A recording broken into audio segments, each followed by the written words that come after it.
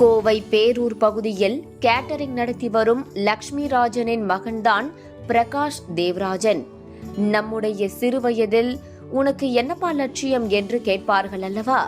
அப்படிதான் தேவராஜன் 6 வயது சிறுவனாக இருந்தபோது லட்சியம் என்ன என்று கேட்டிருக்கின்றனர் கேட்டரிங்கில் வேலை செய்யும் தொழிலாளர்கள். அப்போது உங்களையெல்லாம் ஒரு நாள் விமானத்தில் நான் அழைத்து செல்வேன், அதுதான் எனது லட்சியம் என்று யதார்த்தமாக பேசியிருக்கிறார் 6 வயதான தேவராஜன். ஏதோ சிறுபிள்ளை விளையாட்டாக சொல்கிறான் என்று அவர்கள் நினைத்தாலும் சொன்னபடி 35 ஆண்டுகள் கழித்து தனது அப்பாவிடம் வேலை செய்த, இன்றளவும் அதே கேட்டரிங்கில் வேலை செய்து வரும் 26 பேரை விமானத்தில் அழைத்து சென்றுள்ளார் தேவராஜன்.